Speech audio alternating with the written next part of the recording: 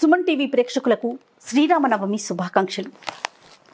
నవమి అనగానే మన గ్రామాల్లో రామాలయాల్ని సర్వాంగ సుందరంగా అలంకరించి రాములవారి కళ్యాణం చేయటం ఆనవాయితీగా వస్తోంది. ఈ కళ్యాణం చేయటంలో భద్రాచలానికి ప్రత్యేకమైన స్థానం ఉంది.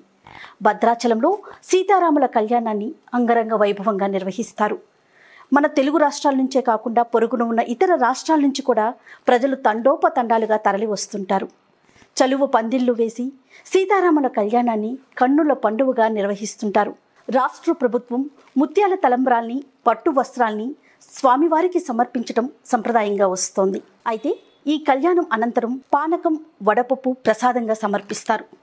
ప్రజలకి ఎటువంటి ఇబ్బందులు లేకుండా ప్రత్యేకమైన ఏర్పాట్లను కూడా ప్రభుత్వాలు తీసుకుంటున్నాయి. అసలు శ్రీరామనవమి అంటే ఏంటి? ఈ పండుగ విశిష్టత ఏంటి? ఈ పండుగ సందర్భంగా రామ జనన కథ, అలానే పానకం, వడపప్పు తయారు చేసుకోవటం రమగారిని అడిగి తెలుసుకుందాం. నమస్తే రమగారు. నమస్తే జయ. రమగారు, ముందుగా మీకు శ్రీరామనవమి శుభాకాంక్షలు అండి. మీకు కూడా జయ.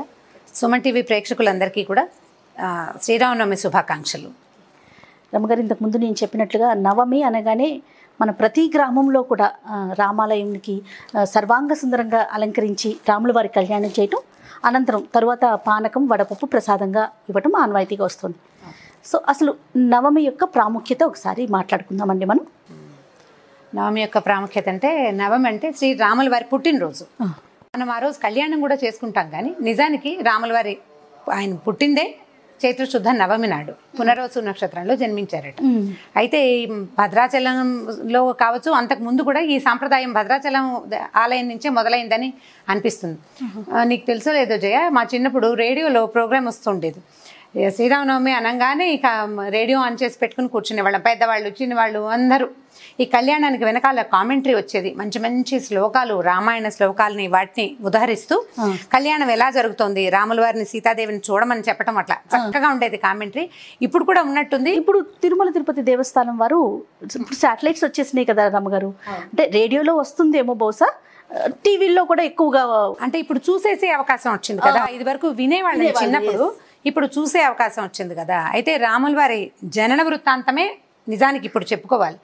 అక్కడ కళ్యాణం జరుగుతోంది కాబట్టి కళ్యాణ ఘట్టాన్ని వివరిస్తారు, కానీ కళ్యాణ ఘట్టానికంటే ముందు రాముల వారు పుట్టింది, ఆయన ఎలా పుట్టారు, ఎక్కడ, ఎలా, ఏ రకంగా జరిగింది అనే కథని ప్రధానంగా వారు కూడా చెప్తారు. ఈ కామెంటరీస్ కూడా మొట్టమొదట రామ జననం, ఆ తర్వాత కళ్యాణం. ఎందుకంటే రామ జననము, కళ్యాణము రెండు కూడా శ్రీమద్ రామాయణంలో, వాల్మీకి రచించిన శ్రీమద్ రామాయణంలో బాలకాండలోనే ఉన్నాయి.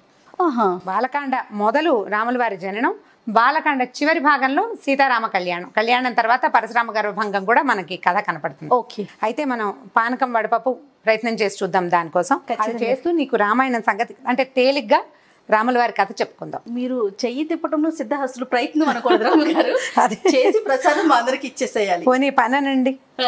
మామూలుగా పానకం అంటే అందరికీ తెలిసిందే. బెల్లము, తర్వాత మిరియాలు, ఏలక్కాయలు, బెల్లాన్ని సన్నగా తరిగి నీళ్ళల్లో కలిపి పెట్టుకోవటం. ఈ పానకం అనగానే మనం గరిటెతో కదపటము, స్పూన్లతోటి చేయటము అట్లా కనపడదు. దేవాలయాల్లో చేయి పెట్టి బెల్లాన్ని నీళ్ళల్లో బాగా కలిసేలాగా ఎక్కువ మొత్తంలో చేస్తారు కదా. అవును, డ్రమ్ముల్లో చేస్తారు. చేస్తారు. నాకు బాగా గుర్తు, చిన్నప్పుడు కథ అంతా అయిపోయిన తర్వాత పానకం కోసం పరుగులు పెట్టేవాళ్ళం. చిన్న చిన్న గ్లాసులు తీసుకుని రామాలయం దగ్గర. మనం రోజు చేసుకునే పానకం కంటే దేవాలయంలో పానకం అనగానే ఒక ఉత్సాహం వస్తుంది. అసలు ఆ రుచి, అసలు ఇది చెప్పాల్సిన పని లేదనమాట. అయితే బెల్లం మొదటిది, తర్వాతది ఏలకులు, మిరియాలు, ఏలక్కాయలు, మిరియాలు తీసుకోవటం. ఏలకులని ఒలిచేసుకుని తర్వాత మిరియాలు, ఏలకులు కలిపి పొడి నున్నగా పొడి చేసుకోవటం. కొంతమంది ఏలకులు కొట్టి వేసేస్తారు, కొట్టి వేసేస్తారు. అది నలక్కపోయినా పర్వాలేదు, లోపల ఉన్న గింజ నలిగిపోతుంది కదా అని నేను అనుకుంటాను జయ. మనకి ఒక్కొక్క గ్లాసులో పానకం ఇచ్చారు గుళ్ళో, అందులో ఒక ఏలకాయ ఇచ్చింది అనుకోండి, అది నమిలి మింగుతామా మనం? ఊయాలి కదా కదా, ఉమ్మేస్తాం. ప్రసాదాన్ని ఊసేస్తే ఎలాగా? అందుకని ఏలక్కాయ ఒలిచి మిరియాలని, ఏలకాయలని నున్నగా మెత్తటి పొడిగా కొట్టుకోవటం, అది ముందు నీళ్ళల్లో కలుపుకోవటం. ఇదిగో చూడండి, ఏలకులు ముందుగా ప్రిపేర్ చేసిందే పదార్థం ఉంది మన దగ్గర. ఏలక పొడి, మిరియాల పొడి, ఇవి ఎంత ధారాళంగా వేస్తే అంత మంచిది. ఇది ఎండాకాలం కదా, అసలు ఈ చైత్ర మాసంలోనే మనకి ఎండలు మొదలైపోతాయి. ఈ ఏలకులు, మిరియాలు ధారాళంగా వేసుకుని బెల్లం పానకం కనుక తాగితే చాలా బలమని, దాహం తీరుతుందని చెప్తారు. అసలు మరి అందుకే మొదలు పెట్టారేమో కూడా ఈ పానకం. అయితే ఇప్పుడు ఏలకాయలు, మిరియాల పొడి వేసామా, కొంచెం బెల్లం వేసుకోవాలి. కొంచెమేమి, ఇప్పుడు ఇంత సైజు గిన్నెకి మరి కాస్త ధారాళంగానే పడుతుంది.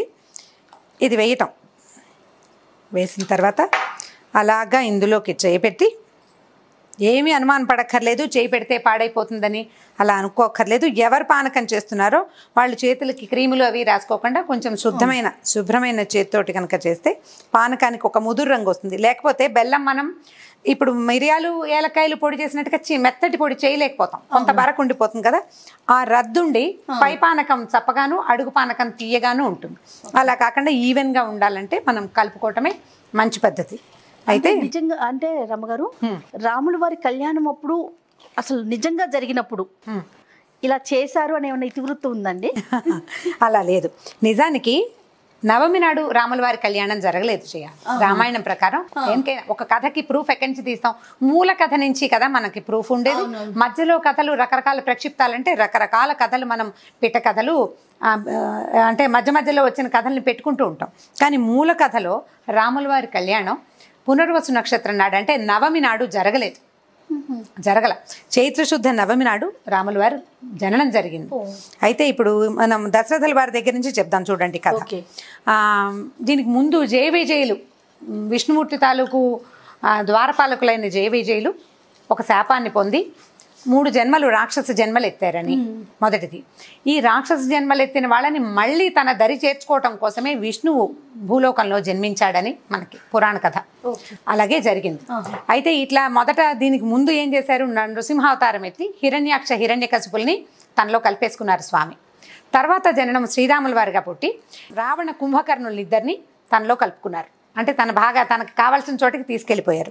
తర్వాత కృష్ణ అవతారం ఎత్తి కృష్ణావతారంలో శిశుపాల దంతభక్తులు ఇద్దరిని కూడా తన దగ్గరికి తీసుకెళ్ళిపోయారు. ఈ 3 ఐక్యం చేసుకున్నారు. ఈ 3 సార్లు జయవిజయుల్ని భూమి నుంచి వెనక్కి తీసుకురావడం కోసం చేసిన ప్రయత్నంగానే రామాయణ కథ మనకి కనపడుతుంది. అయితే దశరథ మహారాజుకి చాలా మంది భార్యలు ఉన్నారు. ప్రధాన భార్యలు 3: కౌసల్య, సుమిత్ర, కైకేయి. అయితే వీళ్ళ 3కి కూడా సంతానం కలగలేదట. అయితే ఆయన ఏం చేశారు? తన గురువైన వశిష్ఠుడి సలహాతోటి అశ్వమేధ యాగము, ఆ తర్వాత పుత్రకామేష్టి యాగము చేశారు. ఈ పుత్రకామేష్టి యాగానికి ప్రత్యేకంగా ఋష్యశృంగుడు అనే ఒక మహర్షిని తెచ్చారు. మీరు ఇంకోసారి గుర్తు చేస్తే ఈ ఋష్యశృంగ మహర్షి కథ చాలా విచిత్రంగా ఉంటుంది, మన పురాణ కథల్లో చెప్పుకుందాం. అయితే ఈ పుత్రకామేష్టి యాగం చేసినప్పుడు యజ్ఞకుండంలో నుంచి ఒక దేవత వచ్చి బయటికి, యజ్ఞపురుషుడు వీరికి ఒక పాయసం ఇచ్చాడట. ఈ పాయసం ఇస్తే ఈ ఇచ్చిన పాయసాన్ని దశరథుల వారు ఏం చేశారంటే ముందు సగం భాగం చేసి ఒక సగాన్ని కౌసల్యాదేవికి ఇచ్చారు, పెద్ద భార్యకి. తర్వాత రెండో సగం, ఇంకో సగం ఉంది కదా, దాన్ని 2 భాగాలు చేసి దాన్ని సగం చేసి సుమిత్రకి ఇచ్చారు. ఇంకో భాగం మిగిలింది కదా, దాన్ని 2 భాగాలు చేసి ఒక భాగాన్ని కైకేయికి ఇచ్చి 4వ వంతు మిగిలిపోయిన భాగాన్ని కొంచెం ఆలోచించి మళ్ళీ సుమిత్రాదేవికే ఇచ్చారట. అట్లా సగభాగాన్ని తీసుకున్నటువంటి కౌసల్యాదేవికి ఒక కుమారుడు. ఆయన పునర్వసు నక్షత్రంలో చైత్రశుద్ధ నవమి నాడు పునర్వసు నక్షత్రంలో జన్మించారు శ్రీరాముడు.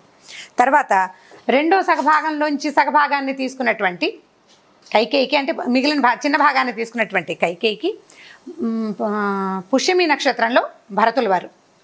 తర్వాత ఈ మొదట ఒక చిన్న భాగాన్ని, చివరికి ఒక చిన్న భాగాన్ని తీసుకున్నటువంటి సుమిత్రాదేవికి మాత్రం కవలలు లక్ష్మణుడు మరియు శత్రుఘ్నుడు ఆశ్లేష నక్షత్రంలోనూ జన్మించారు. 4 అబ్బాయిలు. 2 భాగాలు తీసుకున్న వారికి ఇద్దరు సంతానం కలిగారు. అయితే వీళ్ళు కొంచెం పెరిగి పెద్ద అయిన తర్వాత విశ్వామిత్ర మహర్షి, అంటే రాజకుమారులు కదా, రకరకాల విద్యలు అవి నేర్చుకున్నారు. సంతానం అంటే అపరిమితమైన ప్రీతి లేక కలగటము. మళ్ళీ ఈ 4గురిలోనూ శ్రీరాముడు అంటే ఆయనకి చాలా ప్రీతి. తండ్రికి అమిత ప్రీతి, తల్లులకి కూడా 3 తల్లులకి అమిత ప్రీతిగా ఉండేవారట. అయితే తర్వాత ఏమైంది, పిల్లలకి కొంచెం 13-14 సంవత్సరాలు వచ్చాక విశ్వామిత్రుడు మహర్షి ఇక్కడికి వచ్చి, నేను ఒక యాగం చేసుకుంటున్నాను, నాకు సహాయం కోసం, అంటే ఈ రాక్షసులు యాగాన్ని పాడు చేస్తున్నారు, వాళ్ళని సంహరించడానికి ఈ కుమారుల్ని పంపించమని అడిగారట. అడిగితే దశరథుడు పుత్రమ వ్యామోహంతో పిల్లవాడిని పంపడానికి ఇష్టపడలేదు. పడకపోయేసరికల్లా విశ్వామిత్రుడు శపిస్తాడన్న ఆలోచనతో వశిష్ఠుల వారు ఏం చేశాడంటే, ఇది పిల్లవాడిని నీ నుంచి తీసుకెళ్ళటం కాదు, ఇతనికి ఇంకా అస్త్రశస్త్ర విద్యలు మరికాసిన వస్తాయి, విశ్వామిత్రుడు సామాన్యుడు కాదు, అతనితో పిల్లల్ని పంపించు, ఈ వ్యామోహాన్ని తగ్గించుకోమని దశరథుడికి బోధించి తన పెద్ద కుమారుడైన రాముణ్ణి, తనతో తమ్ముడైనటువంటి లక్ష్మణుణ్ణి ఇద్దరిని కలిపి పంపించారు. అయితే ఈ దారిలో వెళ్ళేటప్పుడు బోలెడన్ని కథలు చెప్పారట విశ్వామిత్రుడు ఈ రాముడికి లక్ష్మణుడికి. మార్గాయాసం తెలియకుండా కథలు చెప్పుకోవటం ఒకటి మనకు ఉంది కదా. అయితే ఈ వెళ్ళేటప్పుడే ఏం చేశారు, బల అతి బల అని 2 మంత్రాలు ఉపదేశం చేశారని, దానివల్ల వీళ్ళకి ఆకలి దప్పులు లేవు, మార్గాయాసం తెలీదు, బలంగా ఉంటారని ఆ 2 మంత్రాలు ఉపదేశం చేశారు. ఆ తర్వాత రకరకాల శస్త్రాలు అస్త్రాలని రాముల వారికి ప్రత్యేకంగా విశ్వామిత్రుడే ఉపదేశించాడని చెప్తారు. అయితే వీళ్ళు ఏం చేశారు, ఈ మధ్యలో తాటక సంహారం చేశారు. తాటక అనే ఒక రాక్షసుని సంహరించారు. ఇంకా కొంచెం ముందుకెళ్ళాక ఈ విశ్వామిత్ర ఆశ్రమానికి చేరిపోయారు. ఈ ఆశ్రమానికి, యజ్ఞం చేస్తున్న ఆశ్రమానికి ఏంటంటే చాలామంది రాక్షసుల నుంచి భయం ఉండేదట. ఈ రాక్షసుల్లో అప్పుడు ప్రముఖులు ఎవరంటే మారీచుడు మరియు సుబాహుడు.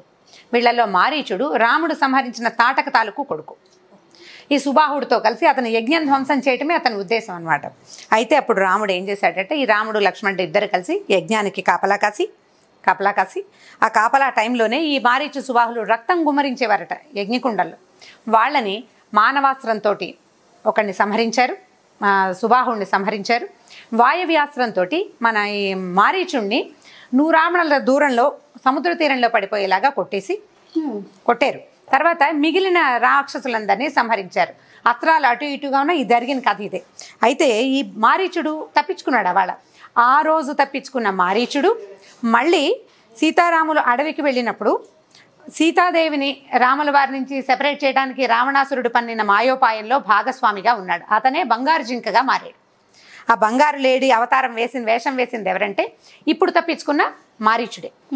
అయితే ఈ తర్వాత ఏమైంది, ఈ కథ యజ్ఞం పూర్తయిపోయింది. అప్పుడు ఈ విశ్వామిత్రుడు ఏం చెప్పాడంటే, మిథిలా నగరంలో ఉన్న రాజు జనక మహారాజు ఒక పెద్ద యజ్ఞం చేస్తున్నారు. అయితే ఈ యజ్ఞం చాలా అద్భుతమైన యజ్ఞం, అది చూద్దాము. ఆయన దగ్గర ఒక ధనుస్సు ఉంది, చాలా పెద్దది, చాలా గొప్పది. ఆ ధనుస్సును చూద్దు కానీ నువ్వు అని చెప్పి ఈ రాముడిని లక్ష్మణుడిని ఇద్దరిని మిథిలా నగరానికి తీసుకెళ్ళాడట. అయితే ఈ నగరానికి వెళ్ళినప్పుడు యజ్ఞశాలలో జనక మహారాజు ఉన్నాడు. జనక మహారాజు ఉంటే వీళ్ళు ఏం చేశారు, జనకుడి దగ్గరికి వెళ్ళారు. వెళ్ళి ఇది చూడాలని అనుకుంటున్నామంటే అప్పుడు ఏం చేశాడంటే ఆయన మరుసటి రోజున ఆ కార్ముకాన్ని తెప్పించాడు. ఈ కార్ముకం ఏంటంటే శివధనుస్సు. మనం శివధనుస్సు అని చెప్తాం కదా, దాని పేరు పినాకం అట. పినాకం. అందుకనే శివుడిని పినాకపాణి అంటారు. పినాకపాణి అంటే శివుడు. ఆ పినాకాన్ని ధరించి ఆయన చాలా గొప్ప యుద్ధాలు అవి చేశాడు. అయితే ఆయన ఏం చేశారట, ఒక దశలో ఈ పినాకాన్ని, తన ధనస్సుని మన జనకుడు తాలూకు ముందు తరాలకు చెందిన దేవరాతుడి దగ్గర అట్టపెట్టారు. అట్టపెట్టి ఆ అట్టపెట్టిన ధనుసు ఏముంది, వంశపారంపర్యంగా జనకుడి దగ్గరికి చేరిందనమాట. చేరితే ఈ ధనుసుని తెప్పిస్తున్నప్పుడు జనకుడు ఏం చెప్పాడంటే, అయ్యా ఈ ధనుసుని ఎక్కుపెట్టడానికి చాలామంది రాజులు ప్రయత్నం చేశారు, ఎవరి వల్ల కాలేదు. ఈ ధనుసు ఇంత గొప్పది కాబట్టి నాకు అయోనిజగా ఒక పాప దొరికింది, ఒక అమ్మాయి నాగేటు చాలులో దొరికింది. నేను యజ్ఞం చేస్తుంటే నాగలు దున్నుతుండగా నాగేటు చాలులోనే అమ్మాయి దొరికింది. ఆమెకు నేను సీత అని పేరు పెట్టుకున్నాను. అయితే ఆమెని వీర్యశుల్కగా, అంటే ఎవరైతే ఈ ధనస్సుని ఎక్కుపెడతాడో అతనికి కన్యాదానం చేయాలని నేను నిశ్చయించుకున్నాను. ఈ ముందు ప్రయత్నం చేసిన రాజులందరూ నేను వాళ్ళని ఏదో మోసం చేశాను అనుకుని నా మీద యుద్ధానికి వచ్చారు. దేవతల సహాయంతో నేను వాళ్ళని జయించాను, అంటే వాళ్ళని జయించాను. అయితే ఈ ధనస్సుని కనుక ఈ దాశరథి ఎత్తగలిగితే మా అమ్మాయిని ఇతనికి ఇచ్చి వివాహం చేస్తానని చెప్పాడు. సరే ధనస్సును తెప్పిస్తే ఈయన ఆ ధనస్సును చూసి పెద్ద ఇనప పెట్టెలో ఉన్న ధనస్సును ఎక్కుపెట్టడానికి ప్రయత్నం చేశాడు. ఎక్కువ పెడుతున్నారు. ఇంకా ధనస్సుని సంధించి బాణం వేయలా. ఎక్కుపెట్టడానికి ఇది కార్ముకం, అంటే ఇది ఎలా అంటే కోదండం, మామూలు చిన్న విల్లు కాదు. తాడు కట్టి ఉండదు, సిద్ధంగా పట్టుకోవడానికి వీలుగా ఉండే భాగమే ఉంటుంది. తాడు ఒక పక్కన ఉంటుంది అనమాట. ఈ కింద ఉన్న తాటిని పైకి ముడేయాలి. ముడేస్తేనే అది ధనస్సుగా తయారవుతుంది. లాగి ముడేయాలి. ఈయన ఏం చేశాడు, దాన్ని పట్టుకొని ఈ కింద ఉన్న తాడుని పైకి హుక్ చేయడానికి, లేదా పైన ఉన్న తాడు కింద వంచాలి కదా, దాన్ని వంచి బిగించాలన్నమాట. ఆ బిగిస్తున్న సమయంలోనే క్రమంలోనే ఈ ధనస్సు కాస్త విరిగేసరికల్లా ఇంత వీర్యం ఉన్నవాడు చాలా గొప్ప శక్తివంతుడు, నేను ఇంత పరాక్రమవంతుడికే పిల్లనివ్వాలనుకున్నానని చెప్పి మా అమ్మాయిని ఇతనికి ఇచ్చి పెళ్లి చేస్తానన్నాడు. ఇప్పుడు ఇక్కడికి ఎవరు వచ్చారు, గురువు గారు, 2 అబ్బాయిలు, తండ్రి తల్లి ఎవరు లేరు. మరి ఇప్పుడు వివాహం చేయాలంటే అమ్మా నాన్నకు చెప్పాలి కదా. వీళ్ళు ఏం చేశారంటే దశరథుడికి కబుర్ చేసి ఈ అమ్మాయిని, మా అమ్మాయి ఈ పిల్లని ఇలా ఇవ్వదలుచుకున్నారు, ఇట్లా జరిగిందని వర్తమానం పంపితే దశరథుడు సంతోషించి ఇక్కడికి వచ్చాడు. వచ్చిన తర్వాత ఆయన కుటుంబంతో మొత్తం అంతా మంత్రులు, తర్వాత ఆయన తాలూకు గురువులు వాళ్ళందరినీ తీసుకుని ఇక్కడికి వచ్చారు. ఈ వచ్చే దారిలోనే అంటే ఇప్పుడు సీతా కళ్యాణ ఘట్టం చెప్పేశాను నేను. ఈ ఘట్టానికి ముందే అహల్య శాప విమోచనం కూడా చేశారు రాముల వారు. ఆయన కాలు తగిలింది, ఆవిడ రాయి అయిపోయిందని అది మనం చెప్పుకుంటాం. అలా జరగలేదు, అట్లా కాల. ఆవిడ ఒక చిన్న పొరపాటు చేశారు. ఈ చేసిన పొరపాటుతోటి భర్త ఏం చెప్పించాడంటే నువ్వు వాయుభక్షణ చేస్తూ ఎవరికీ కనపడకుండా ఉండిపోమని. ఈ ఆవిడ ఎలా ఉందంటే అదృశ్య రూపంలో వాయుభక్షణ కేవలం గాలి మాత్రమే తింటూ తపశ్చర్య చేసుకుంటూ ఉన్నారు. ఈయన ఆశ్రమ వాటికలోకి ప్రవేశించేసరికి ఈయన రాగానే ఆవిడ దృశ్యమైందనమాట, అందరికీ కనపడింది. అప్పటిదాకా అదృశ్య రూపంలో అక్కడే ఉంటూ నిరాహారగా ఉందన్నమాట. ఈయనకు వెళ్ళాకిన తర్వాత ఆవిడ దృశ్యమానం అయ్యాక అందరికీ కనపడ్డాక మన గౌతమ మహర్షి కూడా ఇది శాప విమోచనం జరగబోతోంది తన భార్యకని ఆయనకు తెలుసు. ఆ టైంకి ఆయన కూడా వచ్చేసారు. సరే వీళ్ళిద్దరూ కలిసి రాముడిని ఆశీర్వదించారు. రాముడి దగ్గర ఆశీస్సులు ఆవిడ తీసుకుంది, మళ్ళీ రాముడిని ఆశీర్వదించారు. అహల్య గౌతముల పెద్ద కుమారుడైన శతానందుడు జనకుడి ఆస్థానంలో పురోహితుడుగా ఉన్నారు. ఆయన ఈ సమయంలోనే విశ్వామిత్రుడి తాలూకు మొత్తం గాథని రాముల వారికి తెలియజేశారు.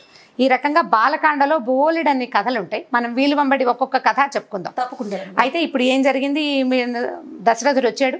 తర్వాత కుటుంబం అంతా వాళ్ళు మాట్లాడుకుని ఎవరి వంశం గురించి వాళ్ళు తెలుసుకుని ఈ పిల్లలకి వివాహం జరిపించి నిశ్చయించారు. జనక రాజర్షి తాలూకు తమ్ముడు కూడా ఈ వివాహం జరగబోతోంది కదా, ఆయన కూడా ఈ ఆస్థానానికి విచ్చేశాడు. అయితే జనకుని తాలూకు కుమార్తెలైనటువంటి సీత, ఊర్మిళ వాళ్ళిద్దరిని రామలక్ష్మణులకి, తర్వాత ఆయన తమ్ముని కుమార్తెలైనటువంటి మాండవి శృతకీర్తులు ఇద్దరిని భరత శత్రుఘ్నులకి వివాహం చేయటానికి నిశ్చయించుకున్నారు. నలుగురికి వివాహాలు జరిపించుకున్నారు. వివాహాలైన తర్వాత వీళ్ళు తమ రాజ్యానికి బయలుదేరితే దారిలో పరశురాముడు వచ్చారట. ఈ పరశురాముడు ఏమన్నాడంటే ఆయన చాలా జంఝామారతమైన గాలితోటి దాంతోటి వచ్చి చాలా గట్టిగా అంటే యుద్ధం చేసే ఉద్దేశంతో వచ్చారు. నువ్వు శివధనుసును విరిచావని విన్నాను. శివధనుసు నా ఆరాధ్య దైవం శివుడు, ఆయన ధనుసును విరిచేంత ఉందా నీకు? అంత చేయటానికి వీల్లేదు. నా దగ్గర ఇంకొక ధనుస్సు ఉంది, ఇది వైష్ణవ ధనస్సు, శార్ంగం అంటారు, విష్ణు ధనుస్సు, దీన్ని ఎక్కుపెట్టి చూపించు నాకు అని చెప్పేసరి కల్లా ఏం చేశాడట రాముడు ఆయన చేతిలోంచి ఆయుధాన్ని తీసుకుని శార్ంగాయుధమే, ఎందుకంటే ఈ విష్ణుమూర్తి తాలూకు ఆయన పేర్లలో శార్ంగాయుధపాణి అని ఉందన్నమాట. సారంగపాణి కాదు, శార్ంగాయుధపాణి విష్ణువే. ఆ శార్ంగమే ఆయన ధనస్సు పేరు. ఆయనకున్న 5 ఆయుధాల్లో ఈ ధనస్సు కూడా ఉందన్నమాట. అయితే ఈ ధనస్సును ఏం చేశారు రాముడు అవలీలగా దాన్ని ఎక్కుపెట్టారట. ఎక్కుపెట్టి బాణం కూడా ఎక్కించి, ఇప్పుడు బాణం ఎక్కుపెట్టాను, దేని మీద వేయమంటావో చెప్పు, నీ పాదగతి మీద వేయినా, నువ్వు ఆర్జించుకున్న పుణ్యలోకాల మీద వేయినా, దేని మీద వేయమంటావు బాణం అని అడిగేసరికల్లా ఎప్పుడైతే కార్ముకం ఈయన చేతిలోంచి ఆయన చేతిలోకి వెళ్ళిందో అప్పుడే పరశురాముడికి తెలిసింది ఇతను కనపడుతున్నవాడు సాక్షాత్ విష్ణువే కానీ మరొకటి కాదని, తను అంశావతారమే కానీ ఈయన పూర్ణావతారుడని తెలుసుకున్నాడు ఆయన. అప్పుడు ఏమన్నాడంటే అయ్యా పాదగతి మీద వేస్తే కుదరదు, ఎందుకంటే నేను భూమి మొత్తాన్ని కాశ్యపుడికి దానం చేశాను, కశ్యపుడికి ఇచ్చేసా, అందుకే భూమిని కాశ్యపి అంటారు. ఇప్పుడు నేను దానం చేసేసాను, ఇక్కడ భూమి మీద నేను నిలవకూడదు, నేను తిరుగుతూనే ఉండాలి, కాబట్టి నేను ఆర్జించుకున్న పుణ్యలోకాల మీద నువ్వు బాణం వేసేయమని తన పుణ్యాన్ని తనే హరింపజేసుకుని స్వయంగా ఈయనతోటి రాముల వారితోటి అప్పుడు మళ్ళీ తపస్సు చేసుకోవడానికి మహేంద్ర పర్వతానికి వెళ్ళిపోయారట. ఈ రకంగా పరశురామ గర్వభంగం కూడా చేసిన శ్రీరాముడు తన భార్య, తమ్ములు, వారి భార్యలు, తండ్రి మొత్తం పరివారంతో అయోధ్య నగరానికి చేరారు. ఈ చేరిన తర్వాత తమ్ముళ్ళు ఏమో వాళ్ళ మేనమామ ఇంటికి వెళ్ళిపోయారు. రాముడు సీత సంతోషంగా ఈ అయోధ్య నగరంలో ఉన్నారని బాలకాండ కథని ఇక్కడ దాకా చెప్తాం. అయితే ఇప్పుడు ఈ మొత్తం బాలకాండలో రాముల వారి జననము మరియు వివాహం కదా. జననమేమో పునర్వసు నక్షత్రంలో జరిగితే ఉత్తర ఫల్గుణి నక్షత్రంలో వివాహం జరిగిందని వాల్మీకి రామాయణంలో ఉంది. కానీ మనం ఉత్తర ఫల్గుణి నక్షత్రంలో జరిగిన వివాహాన్ని ఈ పునర్వసు నక్షత్రం యుక్తమైనటువంటి ఇప్పుడే నవమి నాడే చేసుకుంటాను. ఇది భద్రాచలంలోనే మొదలైన సంప్రదాయంగా మనకి కనపడుతుంది. చాలా సార్లు దీని మీద మాట్లాడుతూ ఉంటారు పెద్దవాళ్ళంతా. ప్రతిసారి నాకు ఎప్పుడు ప్రశ్న ఉంటుందన్నమాట, ఎవరైనా చాలా పెద్దవాళ్ళని ఎవరైనా ఈ ప్రశ్న అడగాలి, ఎందుకు వివాహాన్ని ఇప్పుడు చేయదలుచుకున్నారు, ఇప్పుడు ఎందుకు చేయదలుచుకున్నారు, కన్నుల పండుగ ప్రభు వివాహం జరుగుతుంటే కుశంకలు ప్రశ్నలు ఎందుకులే అని అనిపించి మళ్ళీ నేను వెనక్కి తీసుకుంటూ ఉంటాను అనమాట. మనం ఇంకోసారి కళ్యాణం జరిపించుకునే అవకాశాలు మనకి రాకపోవచ్చు. అక్కడ ఏం చేస్తారంటే ఇవాళ కళ్యాణం చేసి బహుశా రేపు పట్టాభిషేకం చేస్తారు. ఈ పట్టాభిషేకం ఎప్పుడు జరిగింది, ఈ మొత్తం కథ అంతా ముగిసిన తర్వాత యుద్ధకాండ అనంతరము పట్టాభిషేకం జరిగింది. ఆ పట్టాభిషేకాన్ని ఇవాళ కళ్యాణం చేయటం, రేపు పట్టాభిషేకం చేయటమే ఇక్కడ ఆచారంగా ఉంది. అయితే మనం మాట్లాడుతూనే ఉన్నాం జయ, మన పానకం తయారైపోయింది చూడండి. ఈ పానకంతో పాటు మనం వడపప్పు చేస్తాం. ముందే 1 గంట 2 గంటల ముందే వడపప్పు నానబెట్టుకుంటాం. ఈ వడపప్పు అంటే ఏముంది, పెసరపప్పుని వడేసిన పప్పు అంటే బుట్టలో వేస్తాం, నీళ్లు పోగొట్టేస్తాం కదా, నీళ్ళు తీసేసి దీంట్లో కూడా కొంచెం బెల్లం, పల్లెటూళ్ళలో అయితే చక్కగా చిన్న చిన్న కొబ్బరి ముక్కలు, తర్వాత ఏమో అరటిపండు ముక్కలు, కొద్దిగా బెల్లము వేసి దీన్ని స్వామికి నివేదన చేసి అందరికీ ప్రసాదంగా పంచుతారు. ఇంకా రకరకాల ప్రసాదాలు చేస్తారు, కానీ మనకి పానకం వడపప్పు అనగానే శ్రీరామనవమి గుర్తొస్తుంది. నవమి నాడు ఇంక ఏమీ చేయలేకపోయినా ఈ 2 చేసుకున్నా చాలు. అయితే నైవేద్యం కూడా పెట్టేద్దామా? ఒక చిన్న బెల్లం ముక్క దీని మీద పెట్టండి. అంటే ఒట్టి పెసరపప్పు ఏ రుచి లేని పప్పు పెట్టకుండా ఒక చిన్న బెల్లం ముక్క పెట్టుకుని నైవేద్యం పెడితే బాగుంటుంది. స్వామి వారికి సమర్పిద్దామా?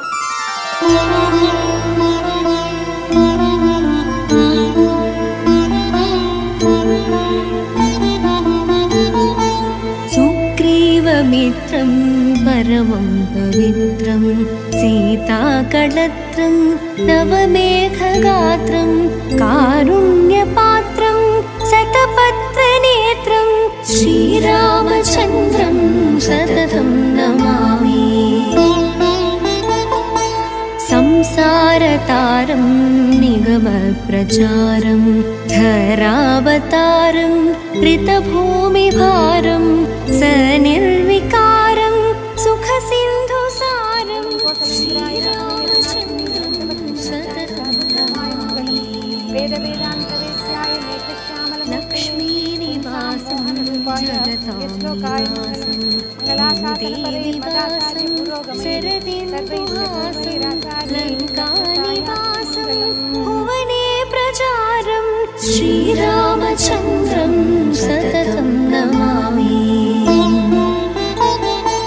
मन्दारमालं वसनेरसालं पूर्णैर्विशालं ऋतसप्ततालं कार्यादिकालं सुरलोकपालं. అంటే శ్రీరామనవమికి రాముల వారి కళ్యాణం ఎంత అద్భుతంగా ఉంటుందో తర్వాత పుచ్చుకునే పానకం మరింత అత్యద్భుతంగా ఉంటుంది. మళ్ళీ మనం వీలు వెంబడి రామాయణ కథల్ని మన సుమన్ టీవీ మామ్ ప్రేక్షకులకి మరిన్ని కథల రూపంలో అందిద్దాం. మరోసారి సుమన్ టీవీ ప్రేక్షకులందరికీ శ్రీరామనవమి శుభాకాంక్షలు. శ్రీరామచంద్ర ప్రభు యొక్క ఆశీస్సులు ప్రపంచం అందరికీ పొందాలని, అందరికీ దొరకాలని, అందరూ హాయిగా ఆరోగ్య ఐశ్వర్యాలతో ఉండాలని మనస్ఫూర్తిగా కోరుకుంటున్నాను.